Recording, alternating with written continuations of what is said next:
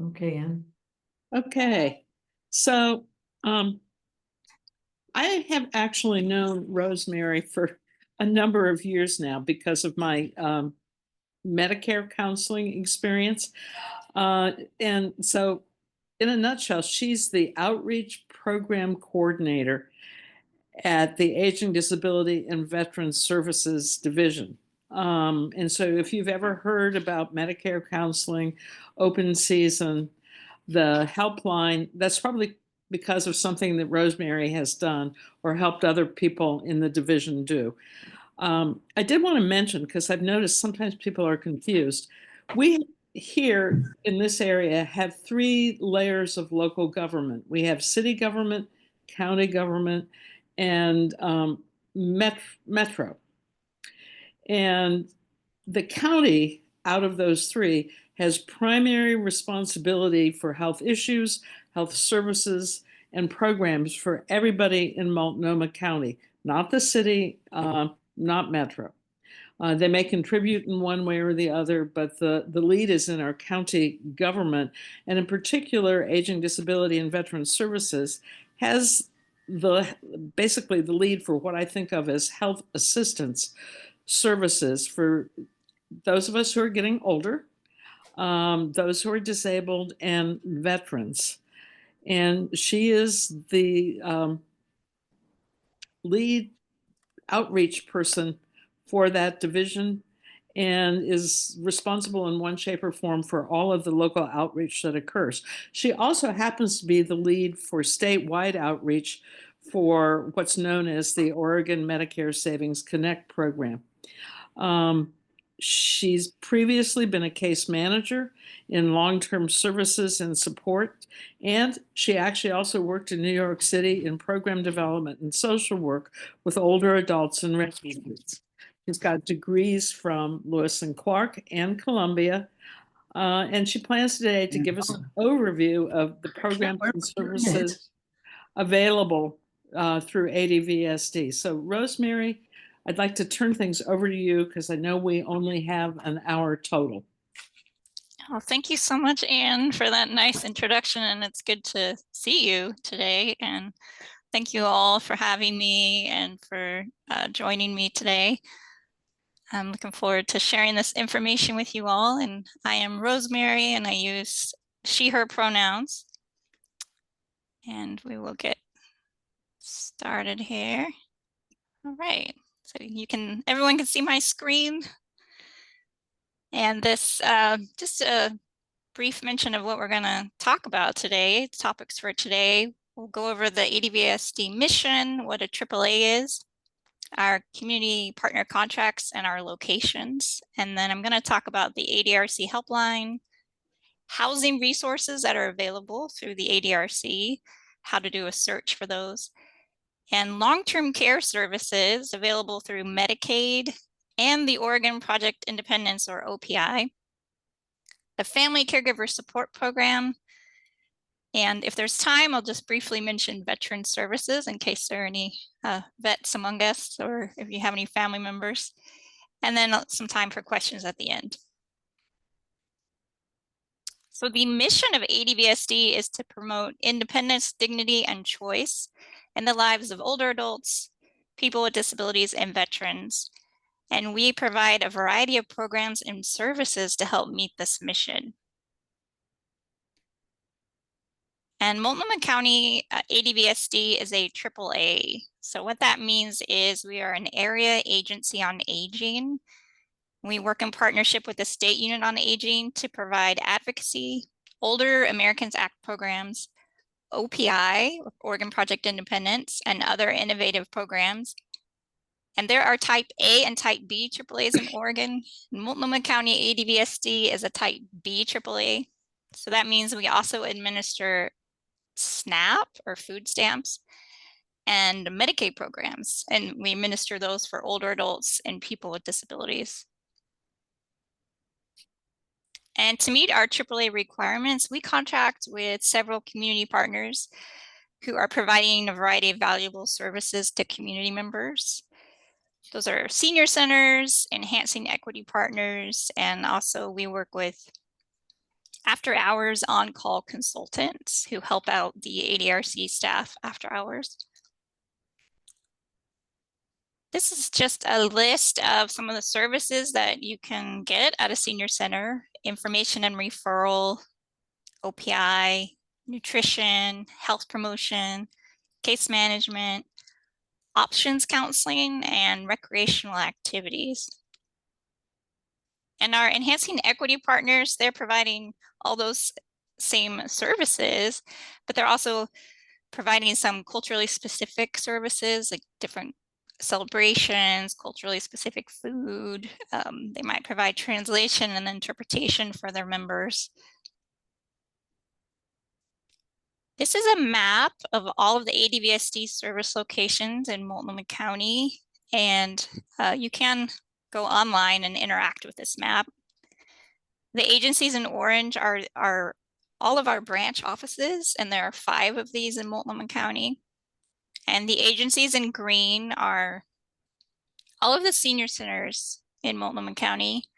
The agencies in blue are enhancing equity partners.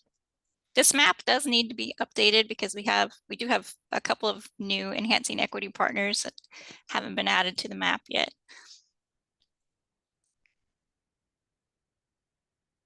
Right, now I'm going to talk about the ADRC, and this is the Aging and Disability Resource Connection. This really is the great first door into accessing all of our services that are available for older adults and people with disabilities in Multnomah County. We provide information and referral services, which are available 24/7. We do offer interpretation. So we have access to language lines, so we can get an interpreter for any language available to help out a caller. And information referrals for all of our programs can be accessed through this helpline. So this really is if you walk away with one phone number, it should be the ADRC phone number. It's very helpful to have on hand for future reference. And anyone can call the ADRC. We're providing information and referrals for older adults and people with disabilities, but anyone can call to get information for a neighbor, a friend, a family member, a coworker. And the ADRC is available statewide, so the statewide number is listed as well. And you will be routed to your local ADRC when you call that statewide number. And the ADRC has a website with a searchable database. And in the last 12 months, 46,000 consumers were served in Oregon through the ADRC, and in Multnomah County, 14,000 consumers were served. And this is a list of the most common things that people were calling about, with the most common being at the top: housing, then support and recreation, rent and utility assistance, Medicare and Medicaid, in-home care needs, and food and transportation. This isn't an exhaustive list, but these are just some of the most common concerns that callers have. This is a screenshot of the ADRC website and our database. And all of the resources that you'll find in this database, they have been vetted. So every year, or even more often than that, we're verifying that these resources still exist. And we also don't list resources that we don't trust. For example, we're not going to refer people to Lyft or Uber for transportation, but you'll find some other transportation resources in here, like Ride to Care, things like that. And move on to the next screen. Actually, I'll go back and just mention that when you want to do a search here, you would go to the right-hand box that says search. When you click on that, it's going to take you to a screen that looks like this. So these are all the topics that you could search by. And for this presentation, I decided to focus on housing because I know that's what you're interested in today. So you would click on this housing box in the lower left corner. And that's going to take you to a screen that looks like this, some subcategories of housing. Home repair and improvement is one. I decided to click on housing search support and financial assistance in the bottom left corner here. When you click on that, it'll take you to a screen that looks like this. You'll be asked to enter a zip code. And I put in the zip code for my office downtown, 97204.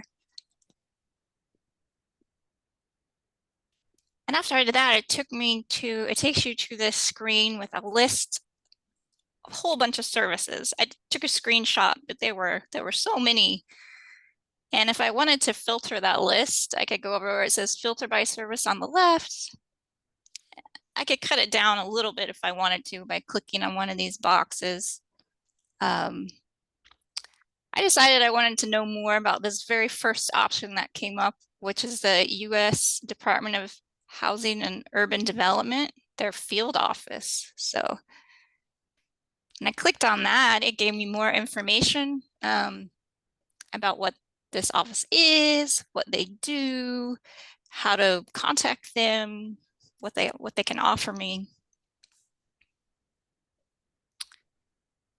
And I hope I didn't go through that too fast, but that's just sort of an example of what it's gonna look like, what it's gonna be like when you go to the ADRC database and do a search on your own. You don't have to do an online search though if you don't want to. You can just call the ADRC. We're available 24/7, and our community information specialists will answer the line, talk to you, whatever concerns you have, and help you get the information and referrals that you need. So, but if you like to do searches on your own, this is an option.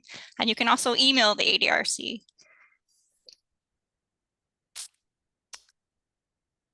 I thought you might be interested in what kind of housing referrals are we making. And in the last 12 months, Multnomah County made 8,390 housing referrals. This is just a list of the top 10, what those were. Low-income subsidized private rental housing, low-cost home rental listings, help with rent payment assistance, and so on. There's a lot of different kinds of housing referrals that we're making for people. And I just did a screenshot to show what all that data looks like on a graph in terms of our housing referrals. So you can see again, low income subsidized private rental housing is the most popular one. And then low cost home rental listings is the second most common one. But we're also helping people with weatherization programs to weatherize their homes, bathroom modification services, hoarding and clutter cleanup services, single room occupancy housing referrals, ramp construction. So it's a whole lot of different ways we can help with housing. This is the bottom of that graph. I couldn't fit it all on one screen, with congregate living facilities being at the very bottom with 10 referrals in the last 12 months.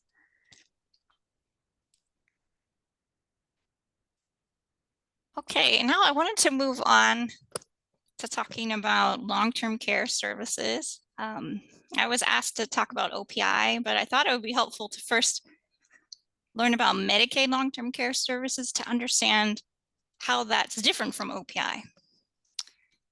And long-term care services are a range of services that help people meet their daily living needs. These are generally not covered by traditional health insurance, and it's not covered by Medicare. Medicaid will cover long-term care services. And then also there are some long-term care services available through Oregon Project Independence, or OPI. And well, what is Medicaid? Medicaid is a state-funded, federally subsidized program. It provides medical assistance and long-term care services to individuals with a limited income and limited resources. Basic Medicaid is known as the Oregon Health Plan, or OHP in Oregon. And home and community-based waivered care includes OHP and long-term care services. And Medicaid eligibility is a bit complex, but in general, you must be an Oregon resident. You must apply and provide verification of eligibility. You must meet the income and asset limits. And that if you want Medicaid long-term care services, you have to meet all of the above, and you have to qualify for a state-funded level of service. That means you must need assistance with some activities of daily living, also known as ADLs. Something else I wanted to mention here. So in order to determine whether you do need assistance with activities of daily living, there will be a kind of service assessment.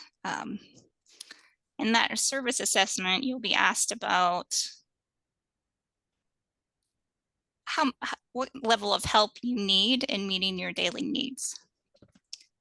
And the ADLs, or activities of daily living, that influence eligibility for Medicaid long-term care services are ones that are related to mobility, eating, elimination or toileting, and cognition.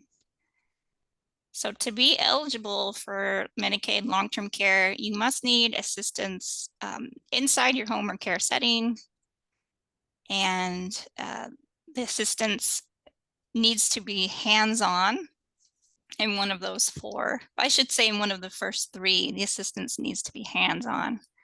And cognition I will discuss on the next slide. So standby assistance or prevention is not considered. It really needs to be some amount of hands-on assistance that's needed.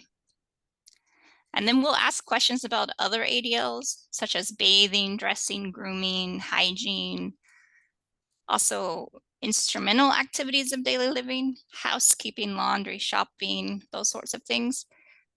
That will also be asked about in order to determine service planning purposes. So how many hours someone is actually eligible for home care, for long-term care. But whether someone is eligible to even get into Medicaid long-term care service is based on mobility, eating, elimination, and cognition. And when the questions are asked during the service assessment, a person will receive a number 1 through 13. That's called the service priority level. So Medicaid long-term care services is for people who have an SPL of 1 to 13. And I'm just mentioning that to explain how OPI is different. OPI is more expansive beyond the 1 to 13.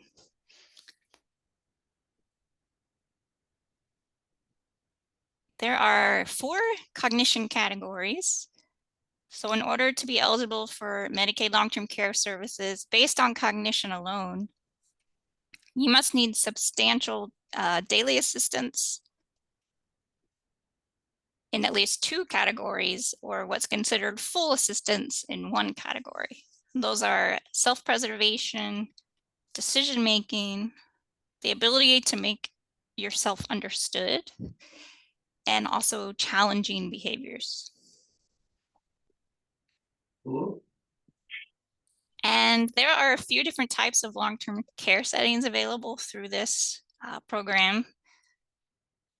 And these are listed on the slide with the most independent type of living situation at the top, going down to the least independent type of care setting on the bottom. So there's in-home care, that's having a home care worker come into your home. Assisted living facilities, which are facilities, large facilities where you're living in more of your own apartment, usually with your own room and your own bathroom. Residential care facilities, this is where a person has a could have a shared bathroom or a shared room. And then adult foster homes are smaller home-like settings where there are up to 5 residents living in a home and you're receiving more individualized care. You have It is a home, so you have a shared living room, dining room. The owners might take the residents on trips or celebrate certain holidays together. And then the very much more individualized care that you receive at a nursing facility.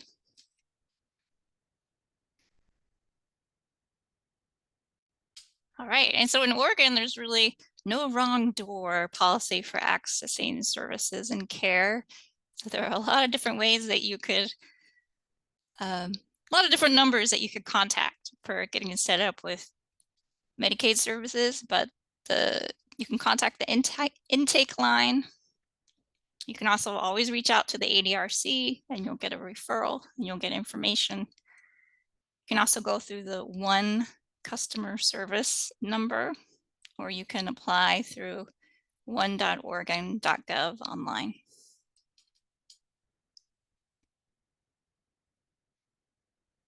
All right, and now I'm going to talk about Oregon Project Independence. So the Oregon Project Independence is not tied to Medicaid, and it can provide in-home support. There's 3 different kinds. Sort of Oregon Project Independence Classic, that's what we're calling it now. It's been around the longest. Oregon Project Independence Expansion, and then Oregon Project Independence Medicaid. And I wanted to make this just sort of simple, the basics, and see how the 3 are different. OPI Classic provides in-home services to people who are 60 and older, or any age with Alzheimer's disease or a related disorder. This is for people who don't have Medicaid and people who need in-home services, but with a service priority level of 1 to 18. So 1 means you need the highest level of care, and 18 would be a lower level of care. So for Medicaid long-term services, you needed a level of 1 to 13. This is more expansive for people with a service priority level up to 18.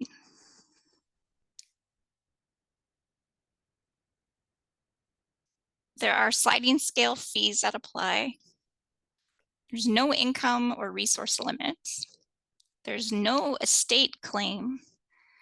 That means when someone passes away with Medicaid long-term care services, if you own a home, you pass away and your spouse passes away, then the Medicaid program will want to get some of that money back that they spent on your care through your estate.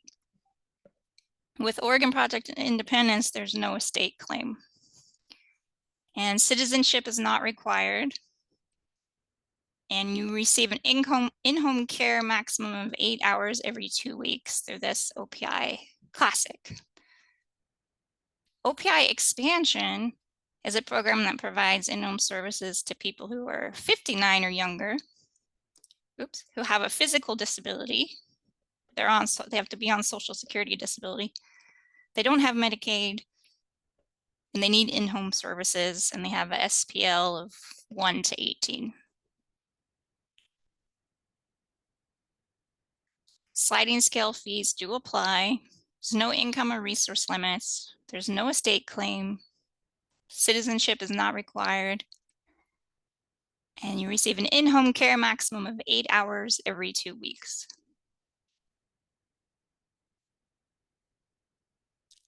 Now, Oregon Project Independence and Medicaid, or OPIM, this is really, really new. It's actually the first time I presented on it. Our ADRC staff just started taking referrals for this just a few days ago. So this program will provide in-home services to people who are age 6 or older, or 18 and older with Social Security disability, physical disabilities only, to people who need in-home services of SPL 1 to 18.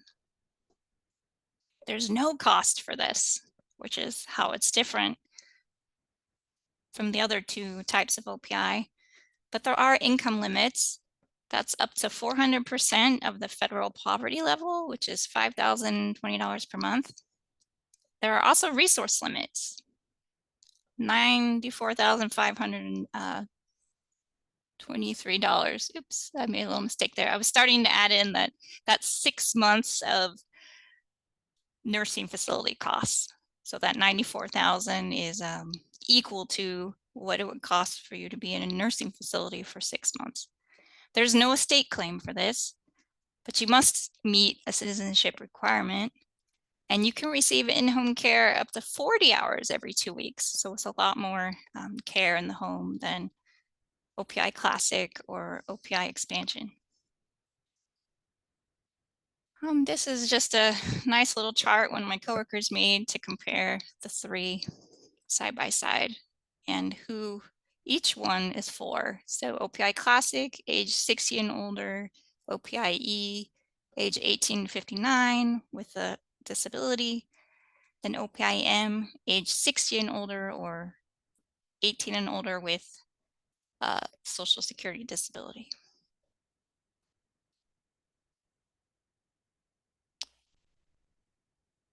All right. This is a lot of information, so I'm very happy to share the slides afterwards so that you can have a copy of this for your reference. The next program I'm going to talk about is the Family Caregiver Support Program. This is a program that is for the caregivers rather than the care receiver. And this program assists the unpaid family caregivers. So the caregiver cannot be being paid through the Medicaid long-term care program. They're more of a natural support. And this program helps to take some of the burden off of family members who are caring for a loved one age 60 or older, or any age with Alzheimer's or related disease. This program provides some case management. It provides some really great evidence-based classes for the caregiver, which offer training and support. Those classes, some of them are tailored for people who are caring for a loved one with Alzheimer's or dementia to learn what to expect and to learn some, good approaches to providing care for that individual. And there's also some financial assistance for the unpaid caregiver that can be used for respite care. The financial assistance is based on income, but the other thing, the classes are open to anyone, and also case management. That respite care, the financial assistance for respite care, it could include, just hiring someone to come in for the day so you can get a break. You could go get a massage if you want to, go shopping, go see a movie, do anything to take care of yourself, just a little bit of self-care. And through this program, there's also something called Memory Cafe. I don't know if you've heard of it, but they're currently being held at the Community for Positive Aging, which used to be called the Hollywood Senior Center. And Memory Cafe is a party or gathering for people who have Alzheimer's or dementia and their caregivers to come and socialize with other people. There's usually music therapists who perform, and people can sing and dance and play instruments. There's food, non-alcoholic beverages, and it's a really good time. And through this program, there's additional support for grandparents raising grandchildren. So there's some financial assistance and also opportunities to socialize with other grandparents who are raising their grandchildren.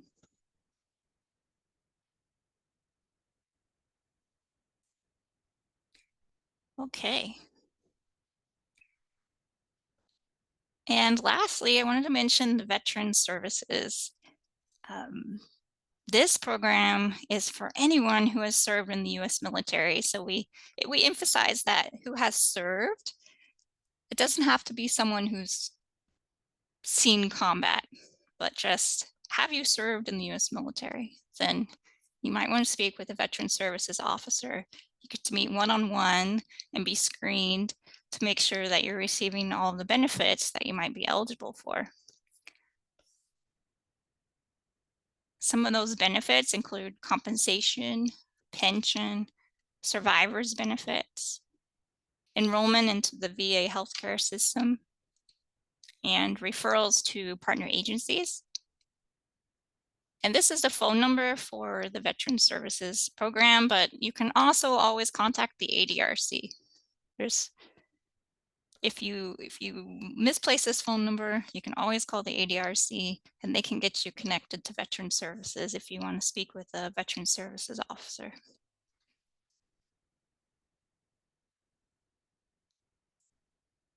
All right, so this is the end of my presentation. I did put my contact information here. You can reach out to me if you want any outreach materials. I'm always happy to mail out outreach materials. We also have a lot of fun program swag that we give away as well. And you can also reach out to me if you would like other presentations. I do have coworkers that present about Medicare and our Medicare programs, if you're interested in learning more about those. And the ADRC helpline number is on this slide as well, in case you didn't catch it in the beginning.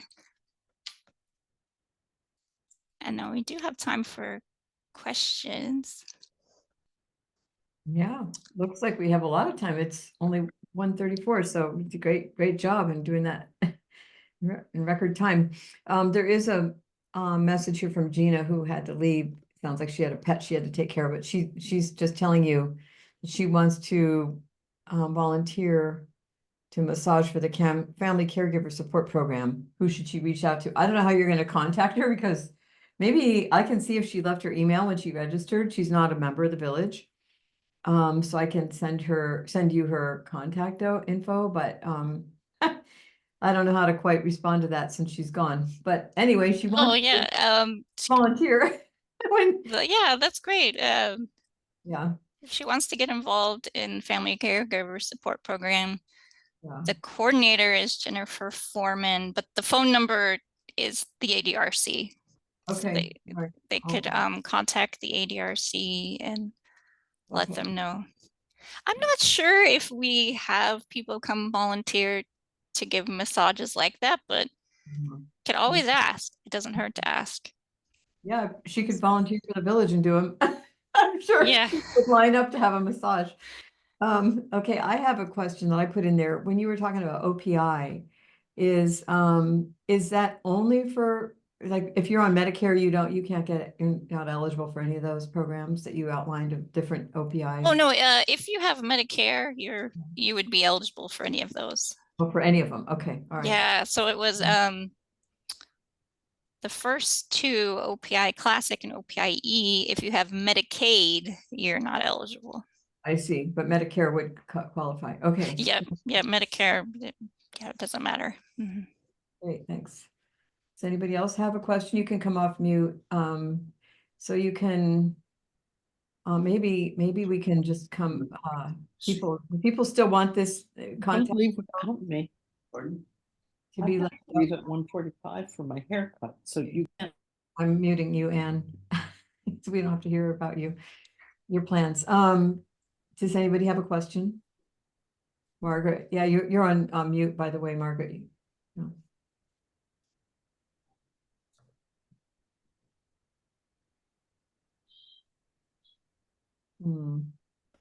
Still muted. Now, can you do it, Margaret? Wow, why does this happen? There you go. Oh, you were there for a second. Oh, I'll stop fiddling. You try now, Margaret. Thank you. Stop muting me, Terry. I was about to unmute you. That's weird. Okay. Question is on everybody's mind, I'm sure, but what are the impacts of the federal level of funding going to impact these programs that you have told us about? Yes, that is a great question, and have an answer for that so far. Nothing has been impacted, but I don't really know what's going to happen. But I can say that our the Multnomah County is preparing, and they have our leadership has been keeping in contact with us and offering support and reassurance.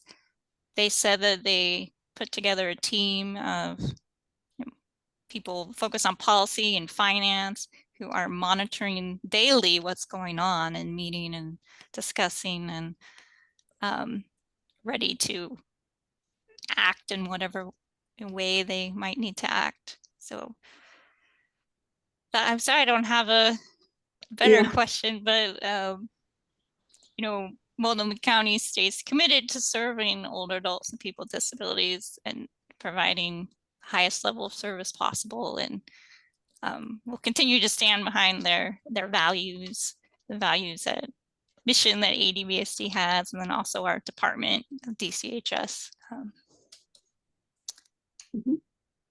Yeah, Anne, did you want to say something about it? Yeah.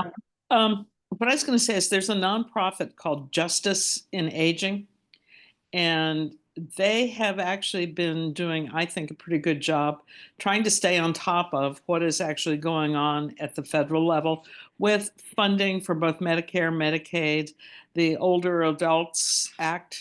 I think that's the correct term for it, which it provides the legal underpinning for a lot of the work that ADVSD does. And so if you want to stay abreast, I recommend Justice in Aging, and I don't have handy the web, but I'm sure if you Google Justice in Aging, it'll come up. And they'll not only provide you summaries of what's going on, but when they think it would be effective to actually contact your congressman. It makes it easy. I will add, just personally, if you have relatives who live in states that have Republican congressmen and senators, you may want to share any concerns you have with them, or including Justice in Aging, because I think it's important not only to reach our congressmen and senators who are mostly Democrats, but actually also to reach Republicans. And I think the best way to do it is if you've got relatives or friends in other states. You don't want to get in a fight with your family about what's right and what's wrong.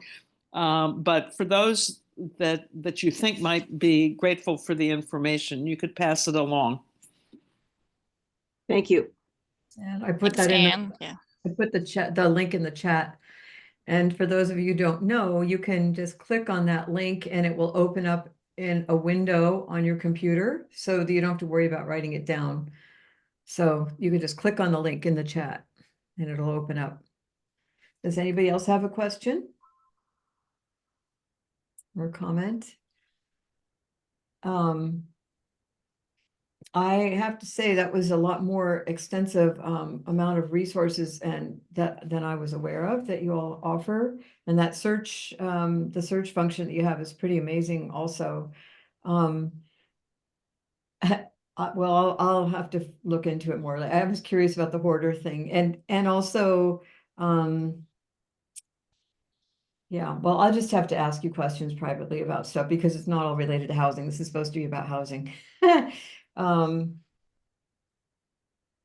I'm looking to see if I had other questions. Does anybody else have something you want to ask or? I want to know how to get a Excuse copy of the me. slides. Oh, go ahead. Yeah, so Pat, you're asking about the slides. Yeah. I'll just get them from Rosemary and have them available through the weekly update, and we can post them in the village forum too. All Okay. right. Yeah, Yep. because there was some great That sounds information in good. those slides. Those slides were great. So, Mhm. I mean, I know people can watch the recording too, but the slides are nice because they're static, right? So, Well, I appreciated all the information because I'm recently becoming acquainted with a lot of these concerns because I have a high school classmate who has cognitive decline due to several bad falls and concussions. So recently the decision was made she couldn't live alone. Her doctors said no more. I mean, she's very present most of the time, but there's a lot of things going on there. And so trying to find a place where she could be that's safe, that's, the community is nice, because she qualifies for Medicaid, but she's young, she's in her 60s. And a lot of places don't want to take someone like that because she's going to live probably for a long time. So we've had to navigate a lot of these things. And I'm not sure, one friend is the point person because she's power of attorney. If she had all these resources, she definitely had a social worker advocate helping, but we finally found a place and we're moving her on Friday.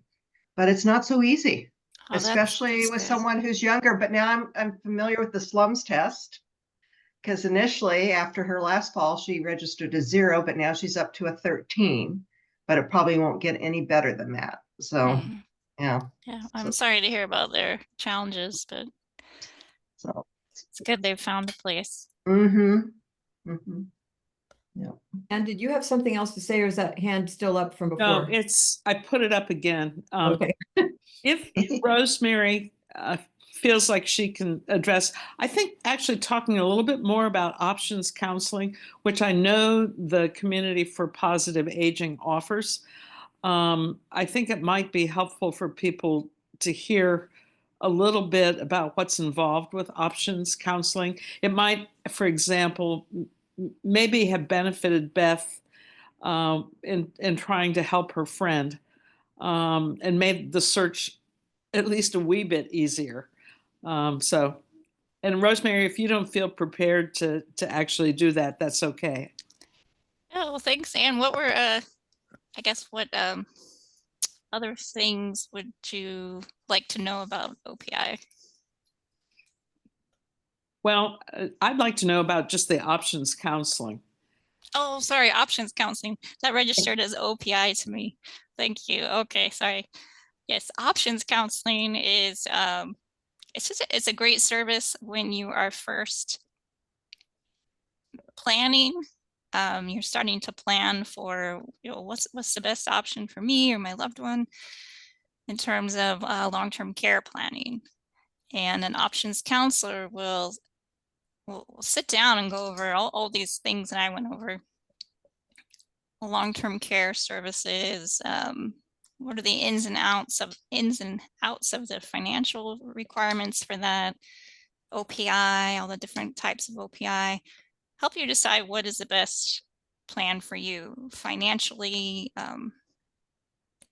taking into account the estate claim, all the different things about it, citizenship, income, resources, all of those things, and help you make a plan for what direction you want to go. And you can request options counseling through the ADRC. And that is a great service. Thanks for bringing that up, Anne. So Rosemary, if somebody needs that, what kind of a timeline are we looking at for that? Like, if somebody realizes they're gonna have to move, can they get in to see somebody pretty quickly, or what's the time frame for something like that? I'm sorry, I'm not sure the current time frame, but I could find out and get back to you on that. If it is the very first step, contacting the ADRC, they will get back to people, within 24 hours usually. But in terms of then, once they make that referral to options counseling, how long they have to wait, I'm not really sure how long. Yeah, but I can find out and let you know. I was just curious if something like getting in to see a doctor these days can take, months, like, so if it's something like that, or if it's like, yeah, pretty quick, I was just curious. I know resources are generally limited for this kind of stuff, so.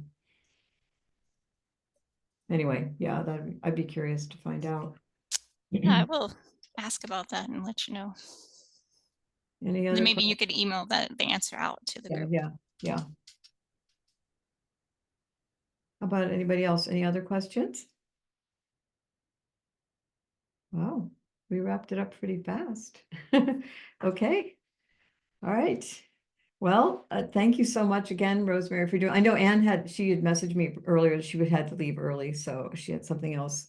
So she's not here to say thank you, but I'll just want to say thank you on behalf of the village for this presentation. It's a really fantastic resource. And I hope that the funding doesn't go away for it because it's obviously pretty critical, all that you're providing information for. So thank you for your work and your time. And Yeah, thank you as well. Thanks for reaching out and inviting me, and thanks for the work that you all are doing with the villages. I think that's really great. thank you. All right, everybody, have a good day.